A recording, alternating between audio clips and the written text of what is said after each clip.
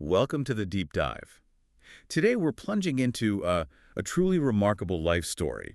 It spans the ring, the battlefield, and, well, the monastery. Yeah, we're talking about one man's journey, boxer, soldier, and ultimately a monk. Exactly. And our source material is this unique case study. It's a really detailed account of his experiences, but it's also woven with these profound karmic explanations. Which is what makes it so interesting. Right. Our mission, as always, is to pull out those, vital nuggets of knowledge, helping you understand how our past actions, what we call karma, fundamentally shape our present and future. It's a rare look at deep spiritual insights applied to a very real, very human journey. And I think, well, you're going to find the connections here truly surprising. It really is more than just a captivating story, isn't it? This deep dive offers almost a living demonstration of these universal principles. Oh, so. Well, we're going to see really firsthand how cause and effect plays out in one person's life. We'll connect his choices, his outcomes, to these deeper truths about karma. But, without getting too bogged down in really complex doctrines, keeping it accessible. Perfect. So let's start right at the beginning of this extraordinary life. Our subject, Saifa, he grew up in an agricultural community, right? One of 5 siblings. That's right. And from a young age, he just had this undeniable passion for sports, especially Muay Thai. You can almost picture it, can't you? Yeah, definitely. After school, him and his siblings gathering in a field, wrapping fa, khao ma, that traditional Thai cloth, Right, the multi-purpose one. around their hands as like makeshift gloves for these informal boxing matches. Mm. His older brothers would even act as referees, cheering him on.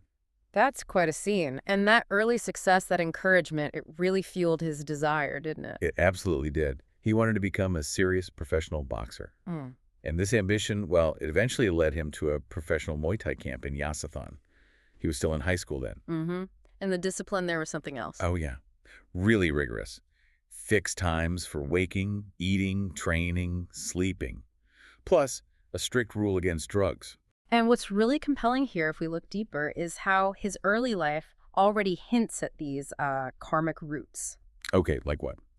Well, you mentioned his academic struggles, not doing so well in school. Apparently, that wasn't about his intelligence. It was seen as a direct consequence of verbal karma from a past life. Verbal karma. How does that work? In a previous life, he was actually an intelligent monk, skilled in scriptures, but he perhaps inadvertently looked down on and discouraged some fellow monks who weren't as quick. Ah, okay. That negative verbal energy, that discouragement, it seems it created a karmic obstacle, impacting his own learning ability this time around. Wow. Okay, that's specific. It is. And his natural knack for boxing, that also traces back to a past life as a soldier for a king who later actually ordained as a monk himself. So the king ordained. Yes. And back when Saifa was his soldier, he really enjoyed boxing as a sport within the military camp. It was just a habit and enjoyment that carried over. An intellectual monk causing harm. A soldier who loved boxing. It's like this intricate tapestry of past lives really influencing his present. Exactly. It sets the stage. So let's move to his professional boxing career then. His debut, fighting as Saifa's sitcom fake, sounded intense. He described feeling incredibly nervous, the roaring crowd, facing your opponent who was bigger, more experienced. Yeah, daunting for a first fight. And he lost. Knockout, round 1. Must have been just crushing. Absolutely. But then the second fight tells a different story. Right, fighting as Saifa Sit Sia Nhorm. He started as a massive underdog, 5.1, because of that first loss. He even got knocked down twice in the first round. Seems like it was almost over before it began. But then, this dramatic comeback, he used these fierce knee strikes, managed to even the score, and then landed punches to win by knockout in round 3. Incredible turnaround. Shows his resilience, doesn't it? Definitely. Yeah. His third fight was apparently much easier, an early knockout. But the fourth fight, that was a turning point. What happened there? He was actually the favorite this time. But he admitted he hadn't prepared well. Trained at home, no sparring partner, just wasn't 100% fit. Uh-oh. That's never good in boxing. No. And in round 4, he experienced what he called dead legs. Couldn't move, just found himself clinging to the ropes. He tried desperately, using elbows to try and cut his opponent, hoping for a win that way. But it didn't work. No, he lost by knockout. And the audience reaction was brutal. They started yelling, "Fixed fight," "Lamoy," throwing cans, ice bags into the ring. Oh, wow. That's harsh. It really shook him. left him deeply disillusioned, realizing people only cheered when he was, useful to them when he was winning. I can imagine that would sour anyone on the sport. He did find some redemption later in amateur boxing, won all 5 matches for his school, became a champion there. Okay, so some success still. Yeah. In his final professional fight, he initially refused to do it, but eventually agreed, trained really intensely. It was an upset victory, a plick luck. Another comeback. Sort of, yeah. Both fighters got counted in round 4. Saifa was hit, counted to 8, but managed to recover. Then he used this defense, called a helmet defense, guarding his chin with his arms, and landed these knee strikes to his opponent's solar plexus, won by knockout. Quite the dramatic end to his pro career. It was. He left professional boxing at 21 back in 1986. And it's fascinating how even his actions within boxing connect back to karma. Like what? Well, his habit of bowing to opponents he knocked out. It wasn't just sportsmanship. It's seen as a way of asking for forgiveness, on a deeper level. For the harm caused. Exactly. If the opponent consciously or subconsciously forgives, the negative karma from the injury can be lessened. Maybe it manifests later as just minor accidents instead of something severe. And if they don't forgive? Then they remain karmic adversaries, destined to meet again, maybe in conflict, until that debt is resolved. That's quite something to think about. It really is. And it brings up this point about Muay Thai itself. Many call it a national art. And in one sense, historically, it's correct. It came from self-defense, protecting the nation. Right. But from a purely spiritual perspective, it's sometimes called not pure art. Salapati mai borisu. Why not pure? Because it inherently involves actions that create negative karma, especially when it gets tangled up with gambling and, other associated vices. Okay, I see the distinction. True art. A pure art Salapati Borisut is something that elevates the mind. Like meditation, for instance, making the mind still and clear. So what's the recommendation then for Muay Thai? Ideally, preserve it as an exercise for health. Something like Chinese Tai Chi, maybe. Yeah. Focus on the discipline, the fitness, but without the competitive fighting that leads to harm and negative karmic consequences. Shifting from physical defense to spiritual elevation. Yeah. That's a really interesting perspective. Mm-hmm. And speaking of defense, after leaving the ring in '86, Saifa chose another path of protection, military service. A very different kind of ring. Indeed. He volunteered, driven by this strong belief that a man must serve his nation. He went through the tough military training discipline, respect, perseverance, combat tactics. All skills he likely honed in boxing, too, in a way. True. Then he actually volunteered for combat duty, passed all the physical tests. And this part is striking. Before deploying, he signed over his personal assets to relatives. Really? Unfazed by the possibility of death. Completely. He apparently viewed dying in battle as a great honor for a soldier. He ended up serving as a message carrier in a rifle platoon. Okay. And then, June 1986, something almost unbelievable happened. His unit, 11 soldiers, was on an operation to capture a hill. They were ambushed. Heavy fire for about 10, maybe 15 minutes. It sounds terrifying. Absolutely. But miraculously, all 11 survived. No injuries, no deaths. Wow, all of them. All of them. After the border conflict died down, he finished his service, got his ex-soldier certificate, and later he worked for BMTA, the bus company, for 7 years. Right, through a program for veterans. Yeah, 3 years as a conductor, 4 as a driver. And again, we see the karmic threads. His innate disposition, that repercussions, to be a soldier. It's seen as a very clear carryover from that past life as a soldier serving the king. The same king who later ordained, it all connects. It really does. Now, the karma of military service itself, it's complex. How so? Well, if a soldier, even if they're just following orders, doing their duty, orders others to fire or fires themselves, and the enemy dies, that creates the karma of killing, panatipat. Even if they didn't personally pull the trigger or didn't know the exact outcome? Yes. The intention and the command contribute. And this kind of karma, well, it can lead to future illness, disease, maybe a shorter lifespan. But what about their survival, the ambush? That miraculous survival of all 11 soldiers. That's attributed to them having less karma of killing in their past lives collectively. And Saifa himself, he was thought to be particularly protected. What? By the merit he accumulated in his past life when he was a monk. That spiritual merit acted as a shield. So serving the nation, protecting people, Right. Does that generate good karma, merit? It does generate what's called worldly merit, boon babe luck, intending to protect your country, religion, people that brings honor, respect, maybe protection of wealth in future lives. But There's a but, isn't there? There is. It's often a mixed bag because it's intertwined with the demerit from the act of killing, even if justified by duty. This is exactly why soldiers in ancient times often ordained after wars. To cleanse the karma. Precisely. To purify themselves. And, this brings up a really important question. What's that? Who are the real enemies? The case study suggests the true enemies of humanity aren't actually other humans. Then who? It's the defilements within us, the kalisamara, kandamara, and so on. Greed, anger, ignorance. These are the internal forces that actually drive human conflict, that force us to fight each other. So if we dealt with those internal enemies. Exactly. If humanity understood this, if we united against these internal enemies, well, maybe there'd be no need for soldiers or police at all. That's a profound vision. Redirecting our battles inward. But practically, how does one even start to conquer those, ingrained things like greed and anger, especially when external conflicts seem so real, so immediate? It feels like a huge challenge. It is a huge challenge. It's the core of the spiritual path, really. It starts with awareness, with practice. Okay. So after his time driving buses, Saifa's life took another dramatic turn. He met someone important. Yes, a Kalyana Mitra, a spiritual friend. And this friend invited him to what for a Dhammakaya. That's right. He initially just went along out of politeness, to be nice to his friend. But it wasn't just a casual visit for him, was it? Not at all. What he experienced there had a really profound impact. He was struck by how clean the environment was, but more than that, the smiles. Yeah. The genuine, pure smiles from the lay people there. He felt they were different. Completely different, authentic, unlike anything he'd encountered before. That day, back in 1991, he made his first donation. Just 100 baht. A small start, but significant. Very. And he heard stories about Grandma Khan's spiritual power, and it inspired him. He actually prayed right there to be able to ordain at Wat Phra Dhammakaya and to remain a monk for his entire life. And his prayer was answered. It was.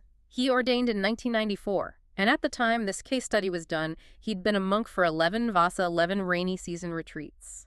Wow. And is there a karmic link to meeting that friend, the Kalyana Mitra? Absolutely. That friend was apparently a beloved companion from that same past existence we talked about. The one where Saifa was a soldier. Yes. This friend was also a soldier for the same king. But unlike Saifa and the king, this friend didn't ordain back then. He remained as a supply officer. Their connection brought them back together to support Saifa's spiritual path in this life. Amazing. And his ordination itself. That's seen as the direct result, the fruition of the merit from his past life ordination when he followed that king into monkhood. It's like the seed planted long ago finally sprouted fully. A continuation of a path started lifetimes ago. Precisely.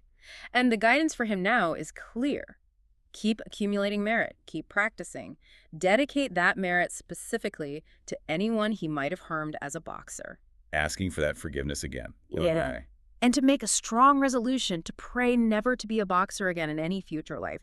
To break that cycle. It's incredible how these past echoes influence everything. Yeah. Now let's shift focus a bit to his family. The case study also offered karmic explanations for what happened to them, didn't it? It did. It looked at the karmic roots behind the fates of his parents and siblings. Okay, let's start with his father. He was also a boxer. Yes, a former village or district level boxer, known for being hot-tempered, and he drank and smoked. And his death was tragic, wasn't it? Very. He died by hanging himself with a fakama, that same kind of cloth, at age 74. The circumstances were unusual. He was just sitting on a low tree branch, only waist high. Why did it happen? It happened after he felt deeply hurt because someone scolded him for drinking. And the karmic explanation for the suicide? It was linked to a past life pattern, a fang. You could think of it as a deeply ingrained karmic blueprint. He had this pattern of resorting to suicide when facing intense pressure or problems. That deep pattern just got reactivated by the situation. So it wasn't just the immediate trigger. No, the trigger reactivated a much older vulnerability. After his death, he apparently became an earthbound deity, a Phuma the Wa, staying around the tree where he died. Stuck there. Initially, yes. But his son's merit, Saifa's merit from ordaining and from making Buddha images, played a crucial role. It prevented him from falling into lower realms and actually improved his condition significantly, giving him shelter and food in that state. Wow, the merit reached him even there. What about his mother? She sounded quite different. Yes, described as quiet, hardworking, frugal. She often argued with the father about his drinking, but apparently he never hit her. And how did she pass away? She died from a ruptured gallbladder. She was around 50 and was ill for about half a month before passing. A ruptured gallbladder. Is there a karmic link there too? Yes, attributed to past life, anger karma, kamakrat. Anger karma. In a previous life, in a moment of extreme rage, she apparently tried to scare her husband with a knife during an argument. She didn't intend to kill him, just threaten, but he didn't dodge. And she accidentally stabbed him in the stomach. Good to know. He died from internal bleeding. So, the ruptured gallbladder in this life was seen as a karmic consequence of that past violent act driven by anger, even though the intent wasn't murder. And her afterlife state. She also became an earthbound deity, a Fuma the Wa, but specifically of the giant type Sayak, like a subordinate in a village of these beings. Similar to the father, but a different type. Exactly. Yeah. And again, her son's merit helped her. She gained a kind of house or palace in her realm, improving her state. But the description suggested she wasn't entirely comfortable, still needed more merit dedicated to her to find real peace. It shows how ongoing practice and dedication can help loved ones. Now, his elder sister, described as hot-tempered, a bit aggressive, not very focused on making merit. That's right, and she was suffering from uterine cancer. And the karma for that. Seen as a result of two main things from past lives.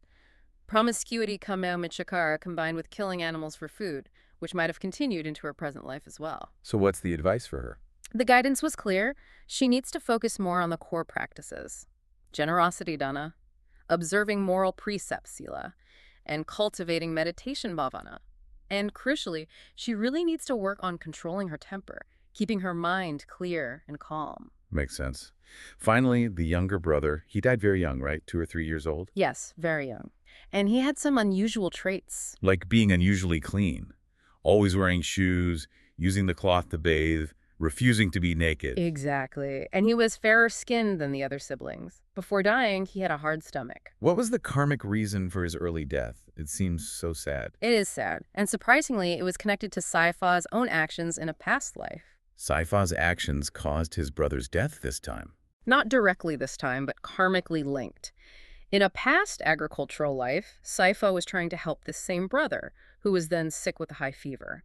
Saifa was alone, acting out of compassion, but he lacked medical knowledge. He prepared some medicine incorrectly. Oh, no. The brother had a bad reaction to the medicine and died. So it was good intention, but a bad outcome due to a lack of wisdom or skill. That past event created the karma for the short life this time around. That's a powerful lesson about good intentions not always being enough. Absolutely. Wisdom and skillful means are vital. The brother, by the way, was said to have been immediately reborn and is now a young man somewhere. And the cleanliness, the fair skin. Those were just traits carrying over from his past life's disposition, his chariot. He had an inherent character that loved beauty and cleanliness, and that just manifested again. Okay, so bringing this all together, what are the really profound lessons we can distill from Saifa's story and his family's experiences? Well, it powerfully reiterates that fundamental principle of karma, doesn't it? Every action, every word, even our thoughts, they all have consequences. They shape our journey, life after life. It's unavoidable, really. It seems so, and we see so clearly that good intentions, while absolutely noble, aren't always enough on their own. Wisdom, skill, they're crucial too. The story of the younger brother makes that painfully clear. Right. Good intentions, wrong medicine. Exactly. And it undeniably underscores the immense power of making merit, doing good deeds, practicing generosity, meditation, and then dedicating that positive energy to loved ones. It can influence their states even after death. We saw that with both parents. We did. And ultimately, Saifa's incredible journey fighter, soldier, monk, it just shows us that even these seemingly totally different life paths can be understood through this lens of karmic connections, karmic resolutions. It all seems to be pointing towards spiritual growth, towards elevation. So, thinking about all this, what's the takeaway for your life, for the listener, from Saifa's incredible story? I think it really encourages us to look inward, doesn't it? At our own patterns, our habits, our choices, maybe even our dreams and aspirations. Self-reflection. Yeah. Grasping these deep karmic connections, even just intellectually, it can radically shift your perspective on life's challenges, life's hurdles, and also its endless possibilities for growth. You might just start to see the world and yourself a little differently. It offers a framework for understanding. Exactly. And maybe here's a provocative thought for you to ponder until our next deep dive. If the case study is right, If the true battles we face are often internal, fighting against that greed, that anger, that ignorance within ourselves. The inner enemies. Right. What would the world truly look like if humanity somehow managed to redirect its collective energy away from fighting each other and towards conquering these shared internal enemies? Hmm. A world without external war, perhaps. Perhaps. Something for you to mull over until next time.